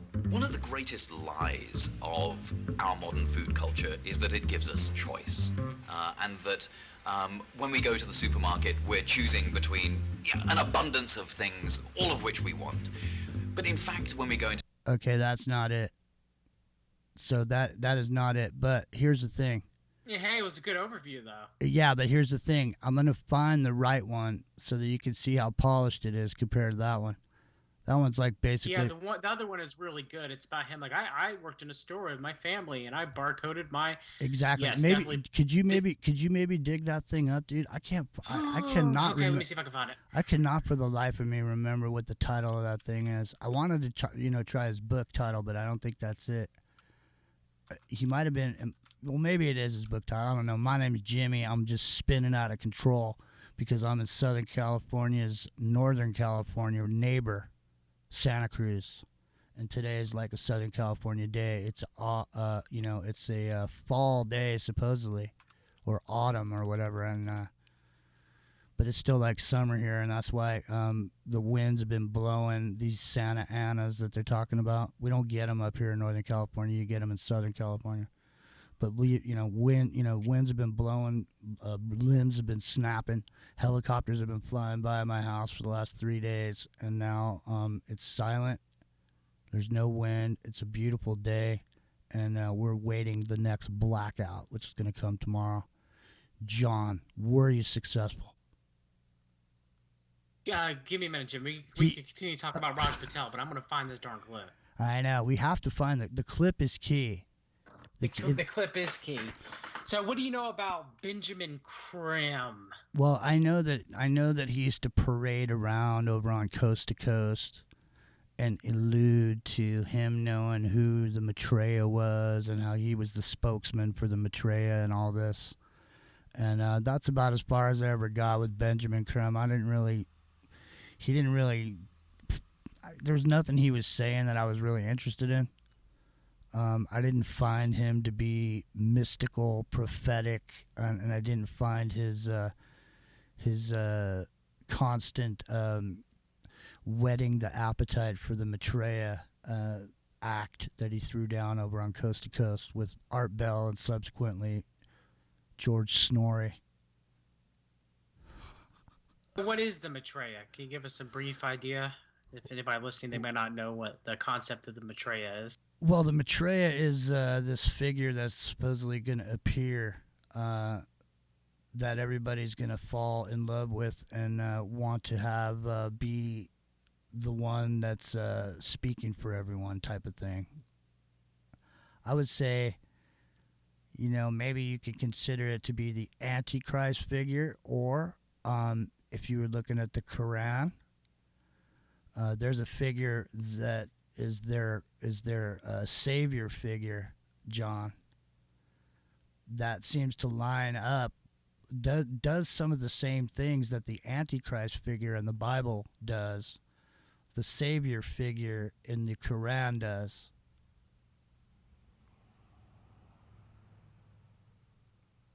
John, are you Sorry, there? Jimmy, I found it. All right, drop it in that box. No, but yeah, so we can get into that. I got a PDF actually that's pretty extensive on how these figures line up from the Bible and the Quran, from the Savior in the Quran to the Antichrist figure in the Bible. And John is one of the toughest researchers that I've ever seen, and I've been around this stuff for a while.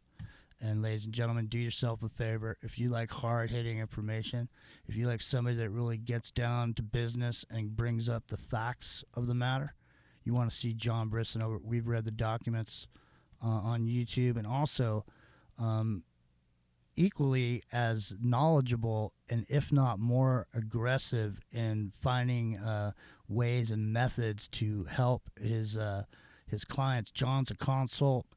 You can give him a shout out over at Fix Your Gut if you got issues, if you need to know something, something's going on, maybe he can help. If he can't help, maybe he knows somebody that does, and so on and so forth. He's the man. Now, John, is this... Prices and value. And today, amidst our economic and ecological crises, the discrepancy couldn't be greater. It seems like every aspect of our lives is touched by the philosophy of prices and free markets. But isn't there a better way to value our world?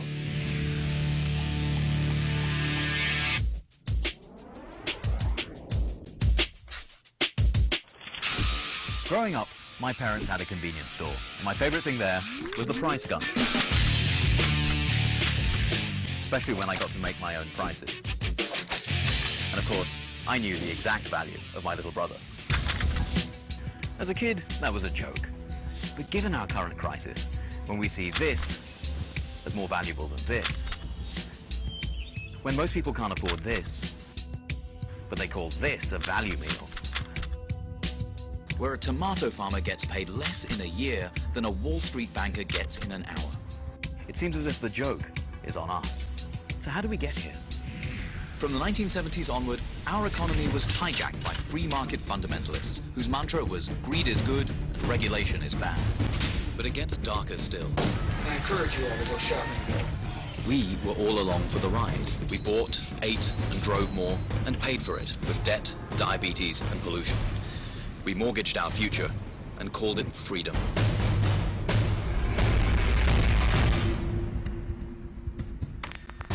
I found a flaw in the model that I perceived is the critical functioning structure that defines how the world works, so to speak. In other words, you found that your ideology was not right. It was not working. Precisely. So, if all of us got it wrong about markets and greed, then what now? The opposite of consumption isn't thrift, it's generosity. The oldest civilizations and the latest neuroscience agree that we're not just selfish, greedy creatures, but that we're happiest when we govern ourselves and live in common. And the good news is that people all around the country and around the world are putting this ideology into practice. Like tomato pickers in Florida, who won the right to be treated like human beings instead of slaves. Where the new value meal is local, sustainable, and shared by everyone. These people don't fight markets with more markets. They realize that through real democracy, and not a price gun, we can all learn to value our world anew. The Value of Nothing, and even $14, published by Picador. The Value of Nothing, just $14.95. Well, I mean, gotta say, if I'm listening to Raj Patel there, John. I mean, doesn't that video sum it up perfect? Now, you guys couldn't hear it, but he labels his brother as a saint. And, of course, the Antichrist is going to tell you, that's a joke, Jimmy. That's just a joke. That's just a joke. I was just kidding. I was just kidding that a human life is worth a penny, and food is worth more, and animals are worth more, and the Green Revolution is worth more than human lives. It's just a joke. I'm just joking. I don't want to kill people. I'm just joking. I'm just joking. This is just a joke. Well, it's funny. He seems like here's another character now. He just comes along, and now let's say you put him together with, say, like an AOC character. You get them together, and you get them starting to go around doing some revivals and stuff. I mean, he could easily jump onto the scene at any moment. Like Barack Obama was looming there waiting for that moment at the Democratic convention when he got up and he gave that speech. He had Hillary Clinton, her jaw, they panned up to the balcony when Barack Obama was making that speech at the Democratic convention when John Kerry was being nominated. Hillary Clinton was up in the balcony with her daughter, and they panned up, And when he was making that speech, her eyes were as big as saucers, and those teeth, those giant teeth, John, were hanging down like a guillotine waiting to chop. And same thing with her daughter. They were both sitting there clapping and smiling because Barack Obama and Cory Booker were run through the same program. So they had two, John. They had a Barack Obama and they had a Cory Booker. See? But they didn't use the Booker identity because Barack Obama hit it out of the park with that whole speech, Dreams of My Father, or whatever it was that he gave. You remember that, John? People, John, are you there? Something happened. I'm here, Jimmy. Okay. I'm here. Yeah. Do you remember that? You remember that speech? Yeah. It was a book, right? Yeah, that was his book, and then nobody really knew who he was, and then he made that speech, and then he got voted in as a senator, and then he became president of the United States. Lots of people said he was the Maitreya, the Antichrist figure. Yeah, but I never thought Obama was. I thought that was just... And I did believe that it was a possibility that Obama was going to be assassinated and that would have sent off a race war in the United States. But I never thought that he was Maitreya. Anytime you heard that, alternative media, I kind of just rolled my eyes. But Obama was a silver-tongued speaker, was he not? He's way better. He's better than George W. Bush was. But yeah, I mean, the Maitreya, if you go back and listen to his other videos, good old Raj Patel, they weren't that great. But if you listen to some of it, because he's been doing speaking tours, a lot of speaking tours, and he's still doing them to this day. And he's silver tongue as they come now. So yeah, he's smooth. I mean, they've run him through the training mill. They worked him out in the weeds. They got him out there at Sundance. If they take over Congress, the other side has promised to roll back health reform so that insurance companies go back to denying you coverage because you're sick. They want to roll back Wall Street reform so that taxpayers are on the hook for Wall Street bailouts. And credit card companies can hit you with hidden fees and penalties. And if they win in Congress, they will cut AIDS funding right here in the United States of America and all across the world.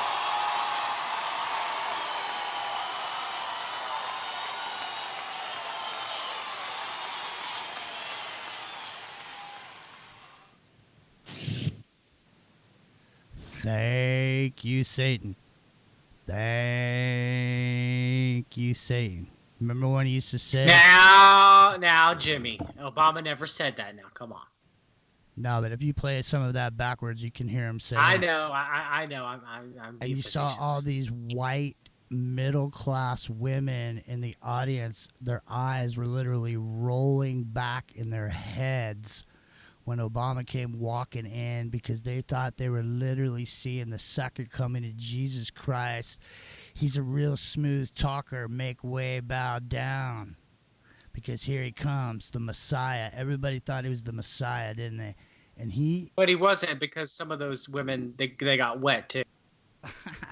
That's right. He wasn't the Messiah. And so, but then we got a new Messiah, and he ran the same exact scenario that Obama ran, only he ran it for a different demographic. And that demographic put his ass in office. Ba-boom. Right? Now, Jimmy, Donald Trump is the savior. He's the God Emperor, and he's going to save us all. He's going to round up those pedos and send them all down to Guantanamo Bay and Hillary Clinton and lock her up and trust the plan. And, wasn't today the first Q drop that said Hillary Clinton was going to be arrested? I'm still waiting. It's been 2 years. When's it going to happen? Any day now, Jimmy? Any day now? Any day now? I think so. Any day now? I think so. And the other thing is that someone also recently said that Obama had been executed. That he had been executed in Guantanamo Bay. Girl, Two Boots McCain. Did you know the story about Two Boots McCain? I did see. So go ahead and tell everybody about it. Some people might not have heard about it. All right, now this I can't explain. I'm no Q lover, disciples of Q, or I voted for Trump, but I seriously regret it now. However, The Two Boots McCain thing, I don't understand. So during Thanksgiving, of course, McCain had a fall before the hand, and he hurt his leg and had surgery, so he was in a cast. Okay, so over the Thanksgiving holidays, someone noticed in a picture of him with his family that the cast was on the wrong leg. So since it was on the wrong leg, people were like, well, wait a minute, you just don't, take a cast off your hurt leg and put it on another leg, right, Jimmy? And some people say he was using that to cover an ankle brace, so that's what the disciples of Q used to say. But of course, McCain actually addressed it on Twitter and just said that he put the brace on the other leg because his injured leg got tired. Now, I know a little bit about health. I actually know a lot about health.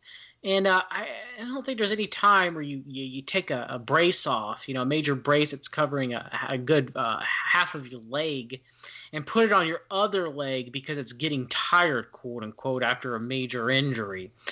So yeah, that's the story of Two Boots McCain. And some people say it was because he was covering up an ankle bracelet. What do you think about that, Jimmy? Well, I think that's funny, just because, if I was taking off a cast because I wanted to give my leg a rest, I wouldn't go through all the rigmarole of putting it on another leg. I'd just leave it off and then put it back when I was going to put it back. But then that's just me.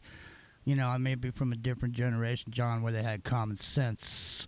But, hey, the Epic Journeyman is rocking the chat room over at freedomslips.com.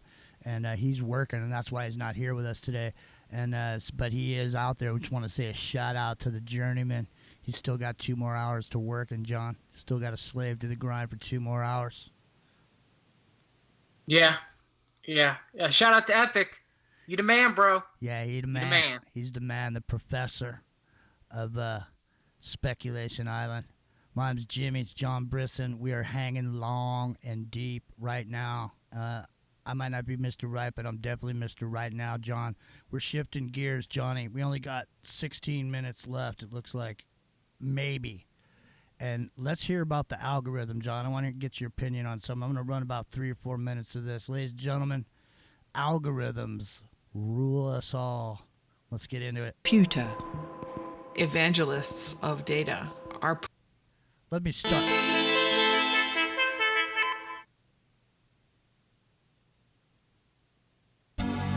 Algorithms define our lives. Which political advertisements do you get to see on Facebook? Who gets a job? Who is being released from prison? With algorithms as the buzzword, an enormous efficiency operation is being conducted, taking decision-making away from humans and handing them over to the rules and laws of the computer. Evangelists of data are pushing this vision that we should actually sort of hand over our free will to the computers. That's freaking nuts.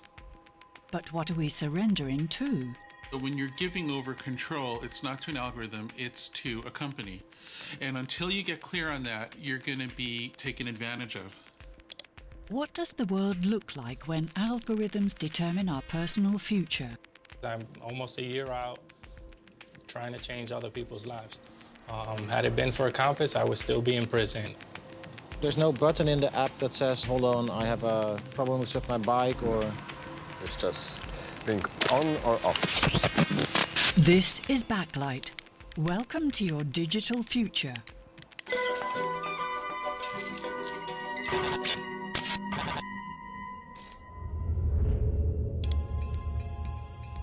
The role computers play in our lives is changing. Where previously we viewed computers as a tool to help us make decisions, we now allow the computer, with the help of big data and algorithms, to take over an ever-increasing number of decisions about our lives. The way I use the word algorithm is a predictive tool. So it's a tool that predicts success. Kathy O'Neill. That's weird. I don't know what happened. Hang on. Sorry about that. Something just happened, John. The algorithm didn't like me exposing the fact that the algorithm... How dare you, Jimmy? There's weirdness. There's weirdness going on. My mouse has been hacked by the NSA. Digital spiritual warfare. We talked about the betrayer and the leaders of the Green Revolution. Now they're coming for us, Jimmy. I know. The value of nothing is $15.99. I know. You know what? And now I got Boros eating its own tail. I guarantee you, watch this. Watch me quit Google and watch all my problems go away, man. Because when you have, whatever reason you have Google open, Being on or off. Google is sniffing you so hard and working your processor and your memory, man. It jams up the productions. You know what I'm saying? There's a severe lapse in your ability to perform the functions that you're trying to perform. My name's Jimmy. I'm performing functions right here on Revolution Radio. You're knee deep in the revolution. I'm sitting here with John Brisson, and we are about to dissect the algorithm. And especially the data scientists and mathematicians were proclaiming that math is neutral, and because it's all just math, it has to be fair, and it has to be certainly fairer than human beings, because there is no human being involved, right? There is just data and math. Voila, beautiful. And so I think it was really hard to digest for them that their beloved algorithms could actually be worse than human beings.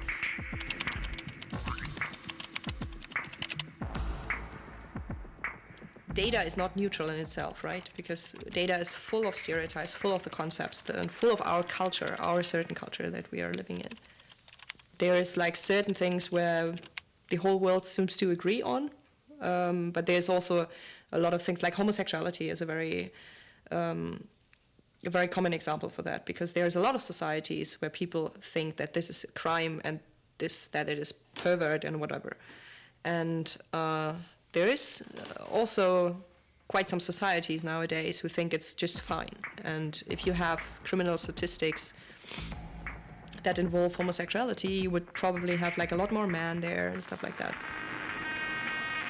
The trouble is, what do you do now, right? Because we have these biases in the data, and so this is what my whole research area is about, to discuss and to find solutions for different approaches to deal with this, because we just have to live with that.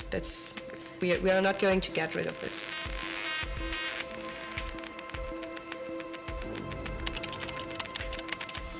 Algorithms and the data with which they are being fed sometimes appear to make huge mistakes or be blatantly racist. For instance, an Asian resident of New Zealand was refused a passport because in his photo his eyes were allegedly closed. And Google's advertising system showed well-paid jobs to men more often than to women. Why do these seemingly objective systems make such big mistakes? We're realizing that these algorithms are not, in fact, less biased than humans, for two reasons mostly. The first being that the data itself reflects human bias. So if you're thinking about deciding who was successful at a company in the past, you probably define success by who got raises, who got promotions, who stayed for a long time. But if you think through all those examples, like they're all culturally defined. Who gets a raise? Who gets promoted? Who stays for a long time? Those are all things that the answer could be very different depending on whether the culture is sexist or racist or something like that. So when we're asking those questions and answering it with data, we are embedding the bias. Other kinds of data problems could be just missing data, that we simply do not have the data for some kinds of people. And I would argue that when we talk about crime data, we don't really have crime data, but we use, as a proxy, we use arrest data. But we really don't have consistent policies for who we arrest for what crimes. And in particular, we have a lot of missing arrest data. We don't arrest white people for smoking pot in this country nearly as much as we arrest black people for smoking pot. So the data itself is reflecting the human bias. The human bias, either by the bias in the data or the missing data.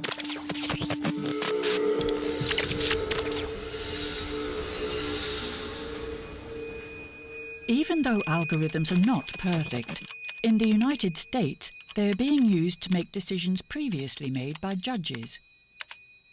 And of course, it then becomes quite important to know how great the margin of error is. I was trained on data in finance. And in finance, good enough is very, very low standard. The standard for good enough is you're right 51% of the time. You could make money if you're right 51% of the time. But in the context of putting someone in prison, that's definitely not good enough. It depends on the stakes. If the stakes are low, then who cares? It could just, as long as it's better than guessing, you know? But if the stakes are high, if somebody's human rights or constitutional rights can be violated if they're unfairly scored, it really matters whether you're wrong or right. When algorithms make decisions about an individual's life, it can have far-reaching consequences. Glenn Rodriguez discovered this to his cost. A judge decided on his conviction that he would become eligible for an early release after 26 years, but an algorithm disrupted this. Unfortunately, had it been solely up to the campus risk assessment, I would still be in prison today. And here it is, I'm almost a year out, trying to change other people's lives.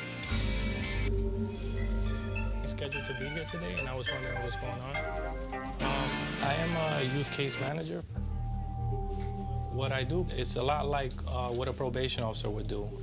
I have court-involved youth that I am charged with the task of monitoring.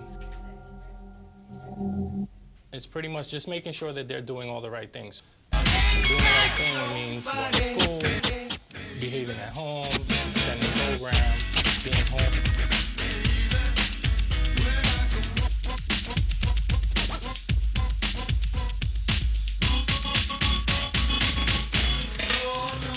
Today you tell me something y mañana otra cosa.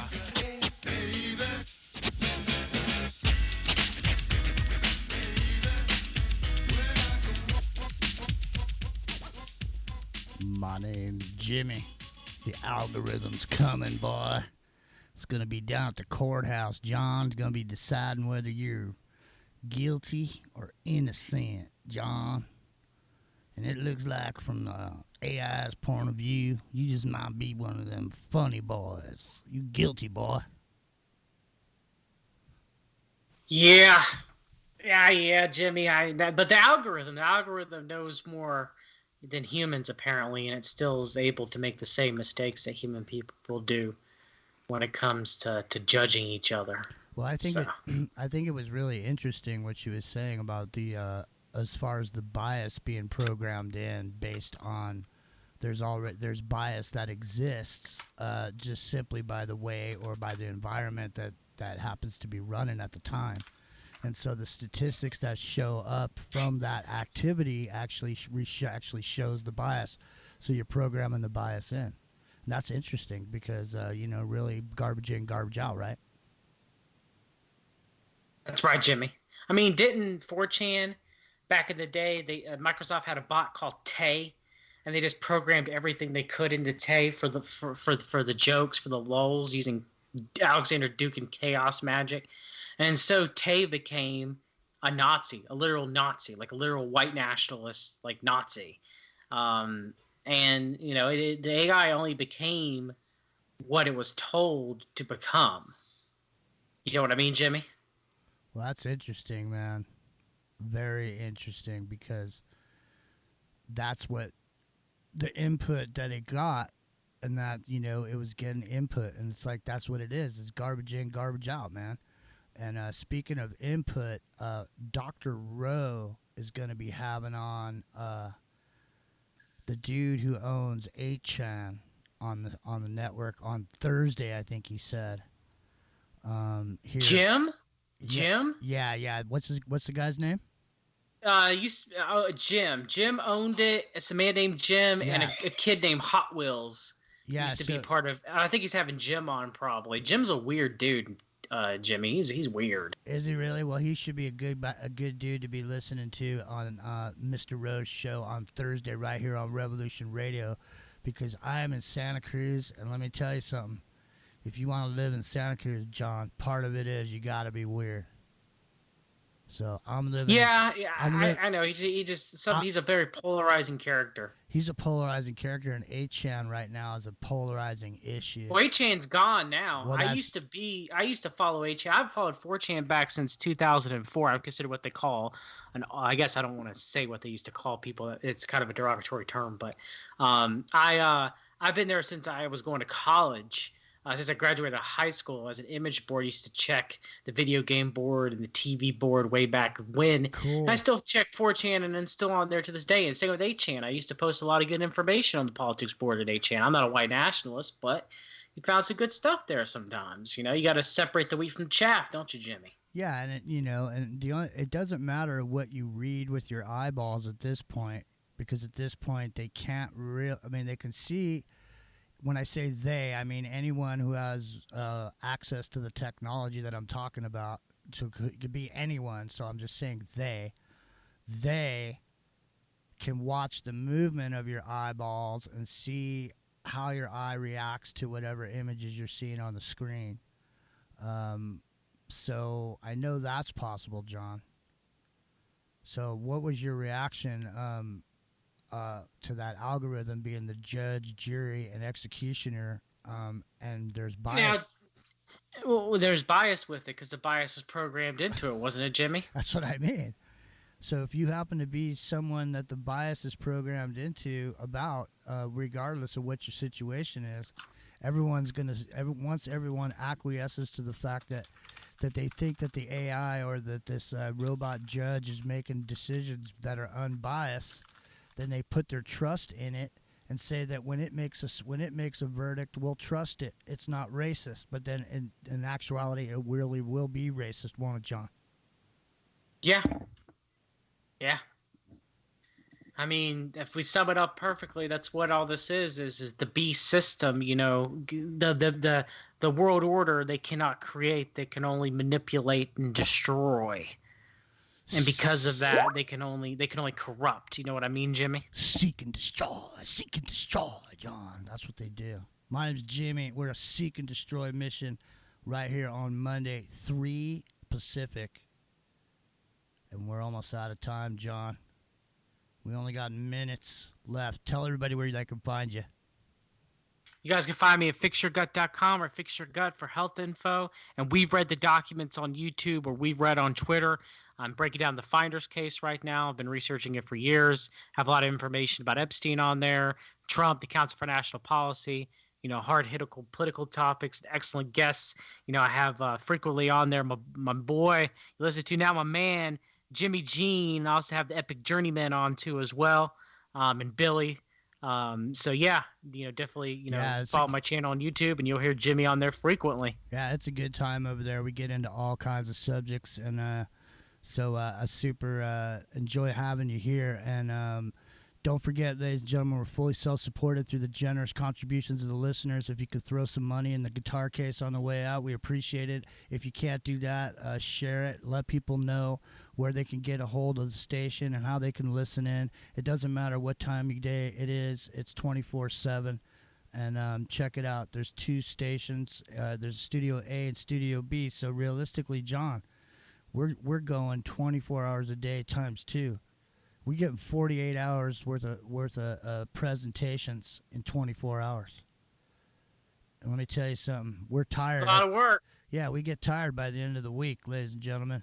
And it's the 28th of the month. The rent man's sniffing right over here around the back door. And that's never a good thing.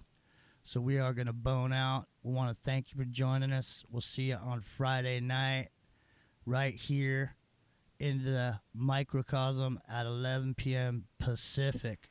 And we'll see y'all later.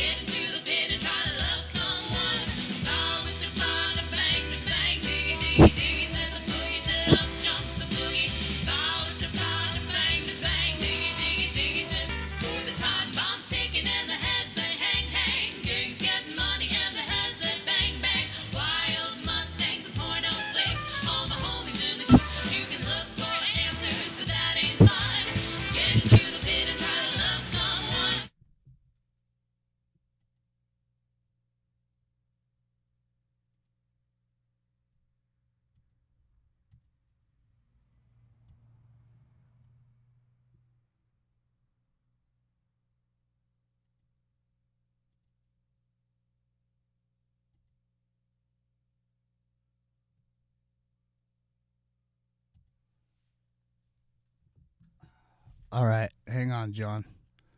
All right, YouTube. Nice talking to you. See you in a couple.